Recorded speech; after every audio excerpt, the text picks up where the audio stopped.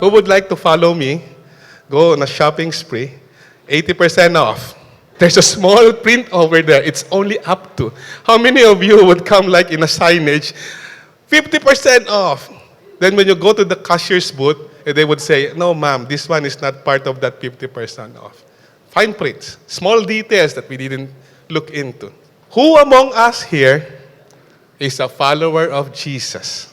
And this is the condition of following Him. If anyone would come after me, deny himself, take up his cross, and follow me. Take into note that this is the condition, in terms of condition of our Jesus Christ, in order to follow Him. Let me entitle our conversation for today, The Fine Print. Take a deeper study on Mark chapter 8, verse 27 to 35. So fine print is a text that typically contains important details and conditions that might not be immediately noticeable, but can significantly impact the terms of agreement. In the terms of conditions, I would like you to understand and take home this wonderful message for today. If there's one thing that I would like you to take home is this, that following Jesus Christ demands significant self-sacrifice. Jesus lays out the terms and conditions of following Him. And those people that followed Him saw all the miracles, miracles after miracles, healing after healing, counterculture teachings. And they love Him for this and not understanding who He is.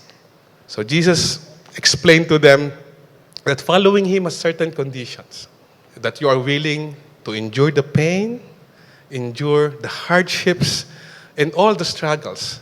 That in following Him, it's not all about all the good things that life can offer. It's about also making hard choices to ensure that you follow Him with all your heart. It's not always a bed of roses, that's what they say. So let me start in Mark 8:27, and it says, and Jesus went on with His disciples, so now He's walking together with His disciples to the villages of Caesarea Philippi. If you would go all the way from probably Mark 5, Mark 8, it will detail you one by one all the miracles, all the healing, all the teachings that was recorded, that Mark recorded during the ministry of Jesus. This time, Jesus was walking together with the disciples. The first question He did was like this. After all the healing, after all the feeding of the 5,000, feeding of the 4,000, everything. Now He came to us, as they are walking, asked the disciples like this. Who do people say that I am? Now, if you would look, this is the first time that Jesus asking everyone, after all of this, who do they say who I am? And the disciples told them, you're John the Baptist. Others says you're Elijah, because of probably of the miracles, no? Even the recorded miracles of Elijah and Elisha. And some probably you're one of the prophets. Remember all the prophets last time who would like save Israel from devastation, or those who could foretold what will be happening. And then He directs His attention to them. But you, His disciples, He's asking now His disciples directly, who do you say that I am? Of course, sino lagi ang valedictorian? Peter. Peter hit it correctly and said, you are the Christ. In Greek, it was Christos, the Messiah, the deliverer, the anointed one. Peter's understanding was like hit to the point. He knows what he's going to answer. In his heart, he knows that this is my anointed one, this is my deliverer, this is my Messiah. However, Jesus was, did you get that? And He strictly charged them to tell no one about Him. I was reading this passage, why does Jesus ask, after asking everything whom I am, then suddenly, He asked them not to tell anyone. Because of the vague understanding of the other disciples of who He is. Because the Jews or the disciples in that nature, they're looking for a what? A deliverer, a Messiah in military ways that could really like take them out from all these pains, this Roman colony, like a one revolt. If you would notice, some of Jesus' followers were where? The zealots. They want war. They want there was someone to lead them through all these wars, through all this pain, take them out of these pains. That's why Jesus was charging them not to tell about it. because of the vague understanding of the disciples and the crowd itself. It's not the right time. So he began to teach. Now he explains more in detail. He began to teach that the Son of Man, no, remember, Peter got it correctly, that he is the Christos, he's the Son of God, the deliverer, the anointed, must suffer many things and be rejected by the elders and the chief priests and scribes and be killed.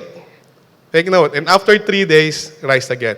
Now, Jesus Christ was telling them what is to happen. That the suffering Messiah is coming. I am not the Messiah that all you have understood from all your forefathers, that one day a Messiah would come to deliver all of Israel, all of his children out of all these struggles, out of these pains, by any military means or whatsoever. But I am here to suffer. I am here to be rejected. I am here to be killed. But I will rise in 3 days. If you are the one of those disciples listening at that time, what would that be? The one we've been following for all these years will just suffer and die? All along we thought we're going to be like going with him, following with him, all of this, and become, if you would remember John and James, no? Nanay pa nga ni John and James, sabi niya, it's time for you to reign. Take my son on the right and the other one on your left. Remember? Because they're looking at the king, a enthroned king, a Messiah that will take them out of all of this through whatever means, but not through this means. Not someone that would suffer and be rejected and be embarrassed in front of everyone else and killed, and even been killed. So of course, Jesus was talking to them plainly, meaning probably like, casual conversation.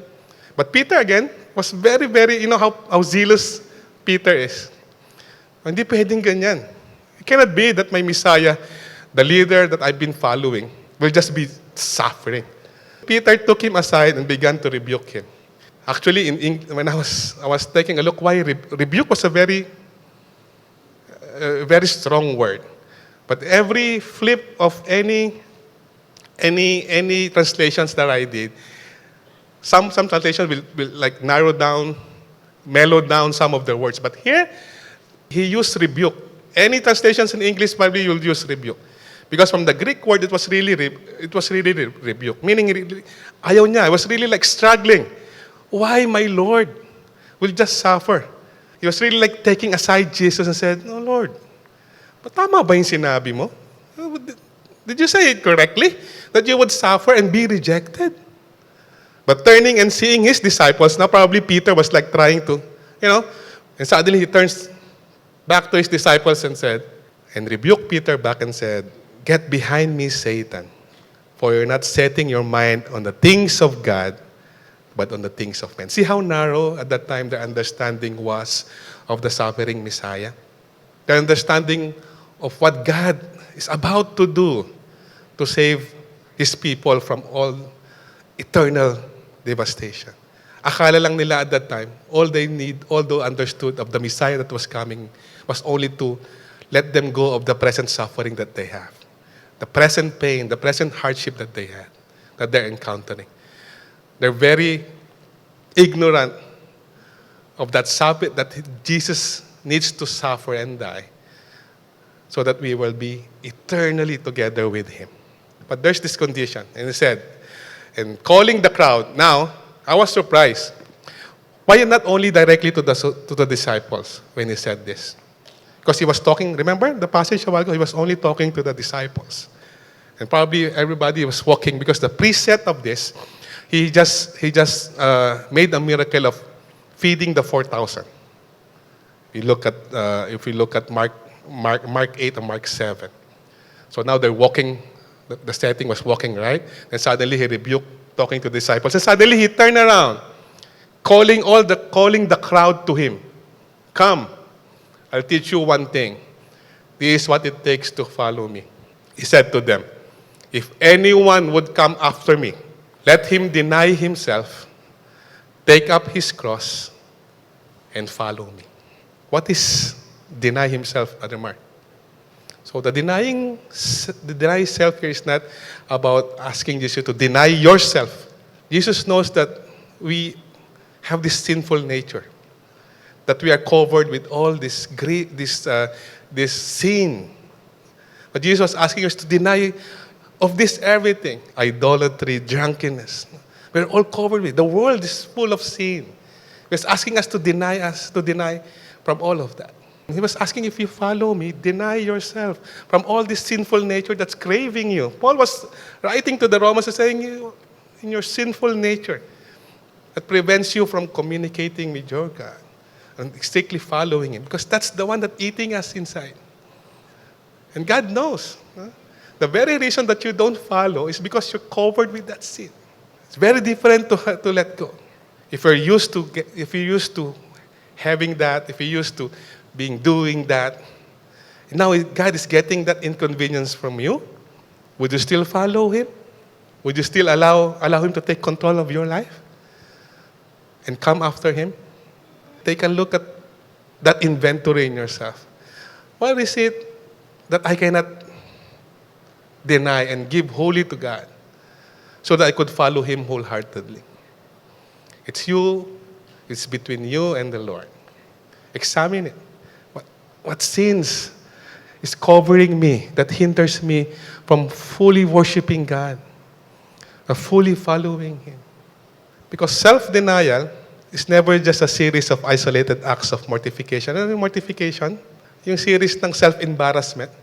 Hindi po yung ganun, mga kapatid. When you deny, it's really like full or asceticism. Asceticism is like your self-abstinence. No, sometimes, no, self-denial just comes during what? During Lent season. No?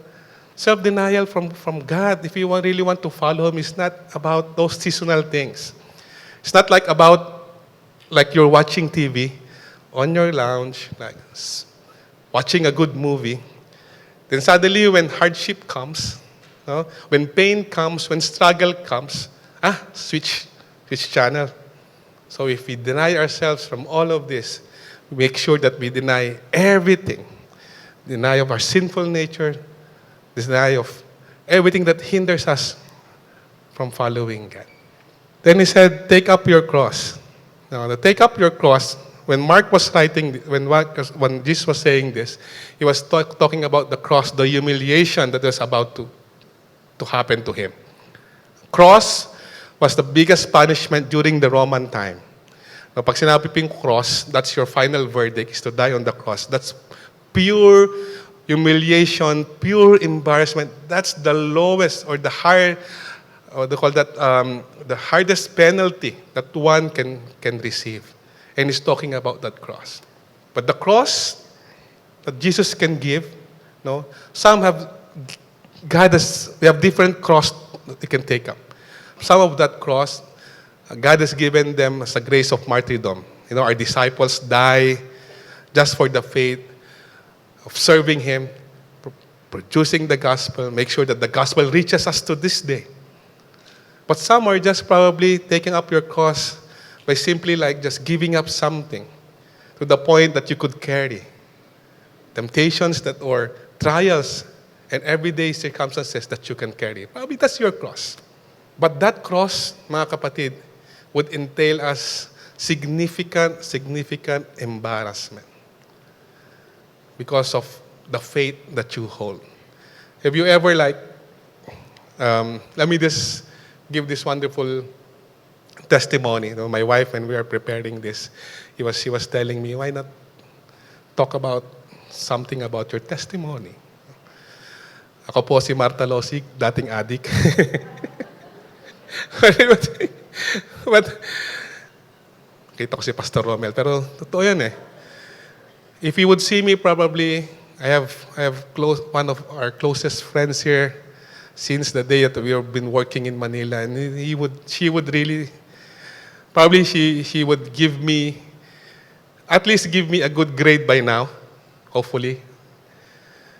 If she could see me, if he could just see me last time, probably he would not even listen to me right now and even believe what I'm saying to you right now. But because of that, probably that's my cross at that time. It's my cross, mga kapatid. My cross was Melba. Asa ba kasama ko yun? So it is not that. It's because of Melba who carried that cross for me. Sabay balik na. Palakpakan naman dyan. I would not envision how she prayed. No? How like, sabi nga niya, iluhod kita. No?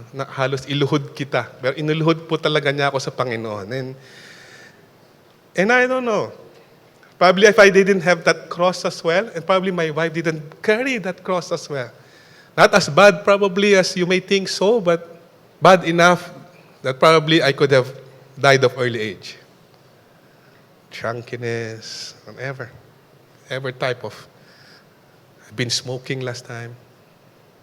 Everything. But that complete surrender was not immediate. It was like taking me all the pain, the struggles, the hardship. It was pain to me. Bakit, Lord? I enjoy Bakit tatanggalin mo? Just to follow you? Pag nahirapan ako, switch, balik. Palit ng channel. Till to the point that I would say, Lord, I will follow you. You don't turn around just neglecting your past. Probably God will be using you in that past to take them out of that same condition as well. Take up that cross as well. Probably that's your cross. No, God is telling you, I still have some friends. I can invite over and see how it is good to follow Jesus. The cross that we bear may be different from each other. As I was telling you a while ago, God has given them the grace of martyrdom to the death. Now it's not about that now. Seldom that we hear people are being crucified, people are being killed just because of the faith of proclaiming the gospel of Jesus Christ. Now, probably the cross that we are having here is that self-satisfaction that we have, that we cannot take away and deny just to follow Jesus. And when that follow me comes, when he said follow me, it's really through his path, through his example, his pains, his suffering, it would come. Not to the point that you will be flogged because of the faith that you proclaim, but probably by the ridicule, by the embarrassment that you would face. No?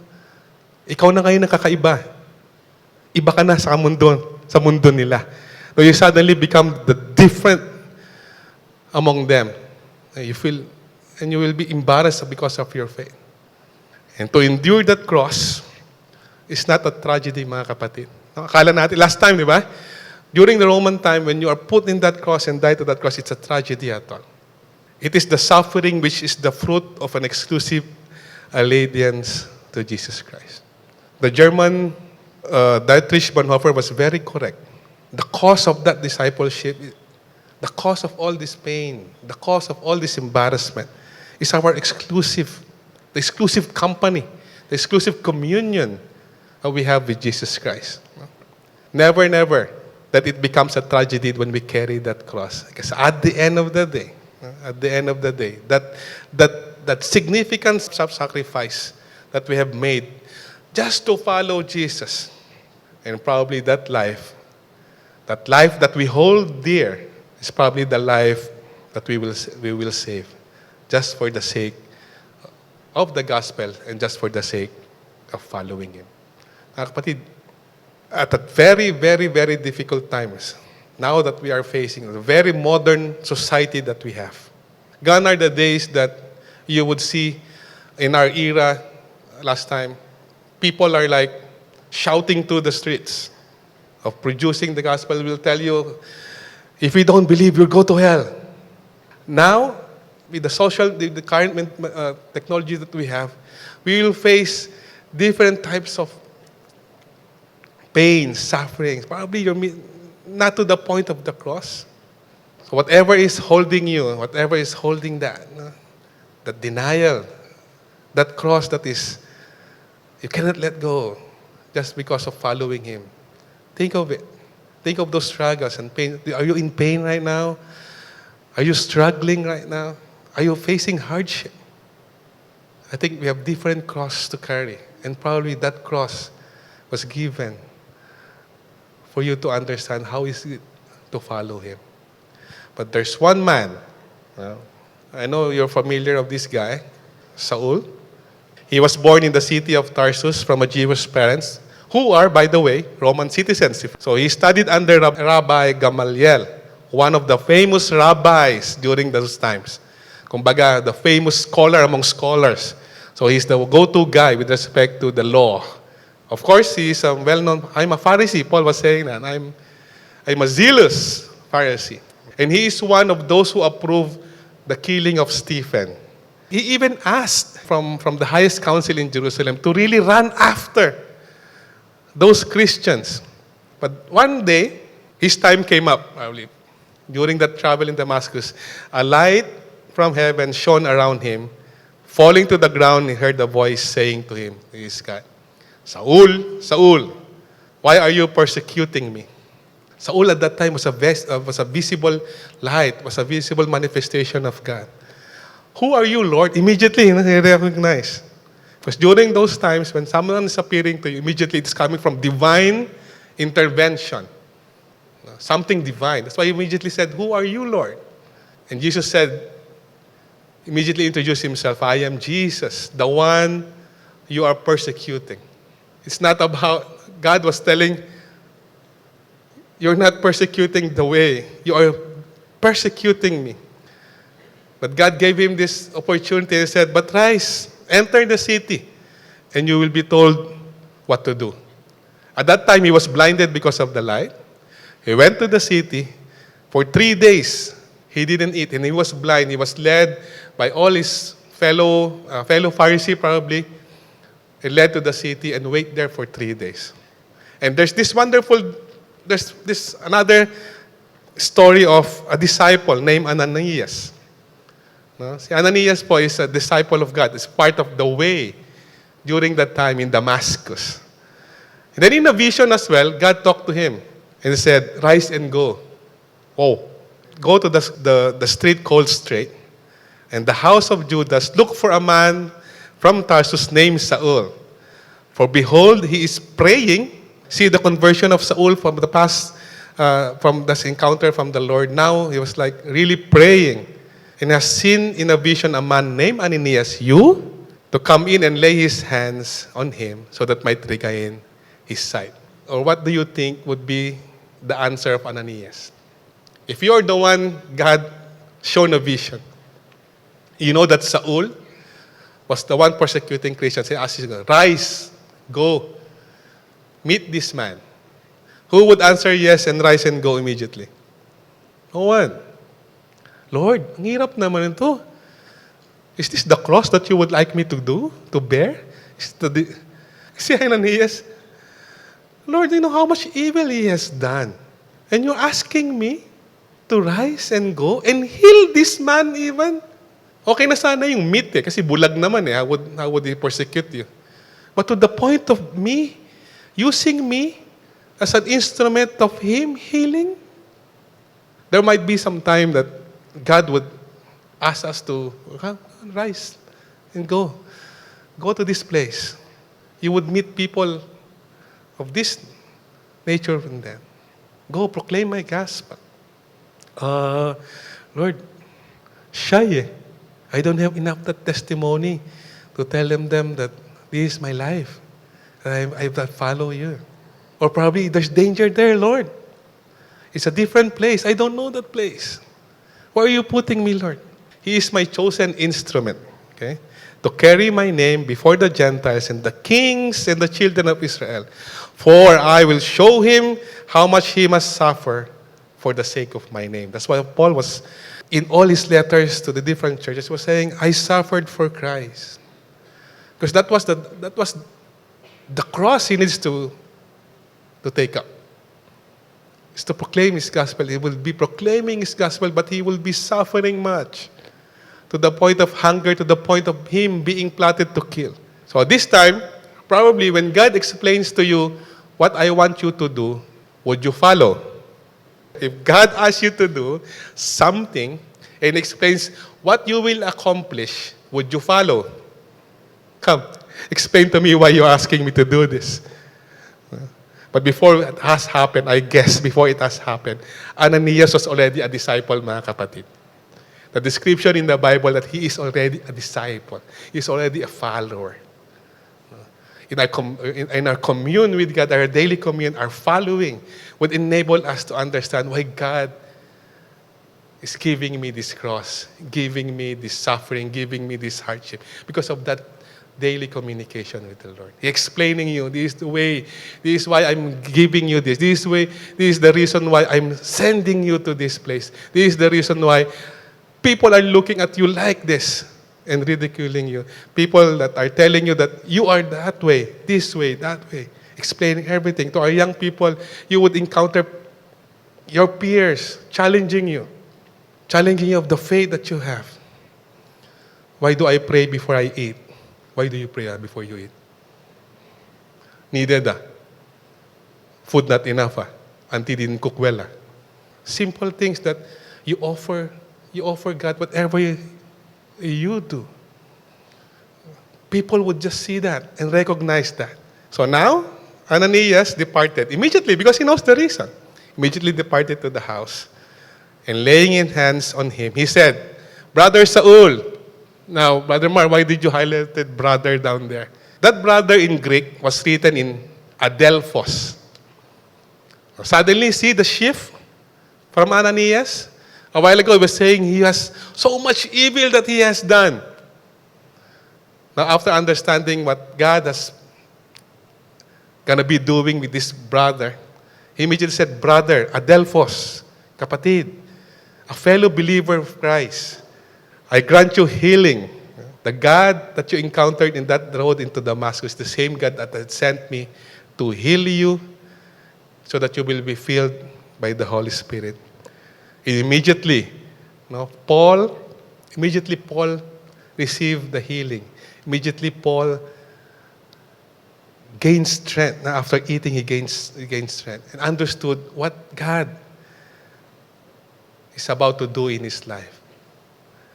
So after that, immediately Paul went to all the different synagogues proclaiming God. That's a different paradigm shift. Now, when we follow, and I was reading this, I didn't write it in the slides, that Paul immediately went to the synagogues proclaiming the gospel. People are a little bit hesitant. Isn't it this the one persecuting us? Isn't it this the one that's telling us that he didn't believe in Jesus? Now, he went immediately. Sometimes when we have that cross taken, that pain, that suffering, immediately you will be like that same follower, very zealous, of proclaiming, of giving your testimony to God. God, I tell you, this pain will just be driven away because of the love of God. So you felt the testimony, you encountered that. You become a blessing to others. Immediately, Paul went all the synagogues and proclaiming the gospel of Jesus Christ. And you will see that so the churches in all Judea, Galilee, and Samaria has peace and being built up. Sometimes God would bring us to all these sufferings and this cross, that we become a testimony to all that we would see our lives. And peace would not only come not to the church, but to you, that inner peace that you feel. That people would see, kapatid, so much suffering that you have seen. Your testimony in your life, they have seen your testimony in your life. And walking in the fear of the Lord, in the comfort of the Holy Spirit, it multiplied. The church grew. But the church that grew, but because Paul is persecuting them, did they stop to suffer? No, kapatid. If we would read the entire Acts, they suffered so much in the hands of the Romans. Until to the point that they are being made as lampposts along the corridors of the entire Roman region. So much suffering, but did they stop? No. Those suffering, it might not be the same suffering that we have right now, just to proclaim the gospel of Jesus Christ. It might be your life. Just a simple testimony of your life, testimony of your suffering, your hardship. can bring someone to Christ. You won't know, kapatid. People observing us. Ganyan pala yung mga Kristiyano. Nadapa lang, ayaw na. Katalisod lang, hindi na pupunta ng church. Hindi na pupunta ng Koinonia. Kapatid, God invited us and provided His entire foundation for following Him. Not on a very good pavement road. He said, deny yourself, take up your cross. It's very difficult immediately. But we have seen how much joy it is. And the peace that we would have, that same peace, that inner peace that the followers and the disciples of Jesus Christ encountered at that time. Following Jesus means giving up of oneself. Similarly, with Saul and Ananias, they gave up. They gave up one thing. Probably for Paul, no, he gave up the entire, what he has been learning all about, just to follow Jesus. For Ananias, the comfort of security. Bakit ako, Lord, sa dami ng pwede mong utusan? No? And to that man, but they gave up. Gave up something just to follow what God has given them. So for Paul, during those times of his early proclamation of the gospel, he knows, mga kapatid, that his suffering is not worth comparing to the glory that is revealed to him. Whatever that cross is, whatever that self-denial you need to do, just for the sake of receiving that glory one day, consider it worthy, mga kapatid. Maybe giving up whatever that hinders you. Take note that it's not worthy of the glory that we will receive one day. And writing to the Corinthians, no, the context of this is that Paul is being asked to produce his credentials being an apostle to them. He was asking, do I need to boast of my suffering? He said, that is why, for Christ's sake, I delight in weakness, in insults, in hardship, in persecutions, in difficulties, for when I am weak, then I am strong. Our present suffering for Jesus Christ is just the power that is in me, the power in your weakness. I'll give you the power in your weakness, says the Lord. Your suffering, so that you may give me glory. Now again, there will be different cross that we need to carry. But if that cross hinders you from following God, kapatid, yan yung cross. You need to deny. Don't feel that it's a weakness. And you being Christians, sabi po ni Peter, if you suffer because of that faith that you hold, do not be ashamed, but praise God that you bear that name. Do I follow a religion or do I follow Christ? That's the problem of following a religion because of the traditions. All we need is a relationship. Because being a Christian, I'm not ashamed of that, but I praise God that I bear that name. Because following Jesus Christ demands a significant self-sacrifice. If it's painful enough to tell you that, Lord, I'm following you, and it's painful, take up that cross. If it's inconvenient for you, yes, Lord, I'll follow. Take up that cross. Whatever that is that hinders you from following Him, that's your cross. For fully surrendering your life to God. If you look at this few Sundays ago, Sister Nina take us into one of the verses of like, if you're the sheep, just continue to trust the shepherd in all your sufferings, all your pain, in your hardship. Just continue to trust the shepherd. Psalms 23, he has a good understanding of how the Lord has protected us. Last week, Brother Elmer mentioned to us that to be connected to the true vine, to bear much fruit, to endure all these sufferings, we need to be connected to the true vine. That's Jesus Christ. And this is what I would like to leave to you. That in all those sufferings, in all those pains, in all those hardships, rejoice always. Rejoice in the Lord as we continue to be trusting Him and connected to Him Whatever suffering, whatever hardship we may face, whatever cross that we may carry, just to follow Him. Rejoice with Him always. Rejoice with Him. For James said, consider it nothing but joy. Whenever you fall into various trials, or whenever you fall into hardships, be assured that the testing of your faith, through experience, produces endurance, leading you to spiritual maturity and that inner peace. Follow God joyfully. Always have that joy in your heart, regardless of the inconvenience that it would go, the hardship that you are suffering right now, following Him. If you are following Him and yet, Lord, mahirap pa rin. Akala ko ba, when I follow you, everything would be on a very paved road. Take joy, mga kapatid. Follow Him joyfully.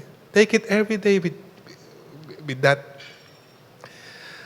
rejoicing that you endure that suffering together with Him, together with Christ. Whatever pain you are into right now, sickness, difficulties, surrender it all to God. Words, no? I hope that regardless of what we are suffering right now, regardless of those things that struggles us from following God, and even yet that you are following God at this point in time, and still in the point of suffering and struggling, just know, mga kapatid, that there is God that holds you. There is God that embraces you and walks with you joyfully. Follow Him and consider it joy that you're suffering in all of this.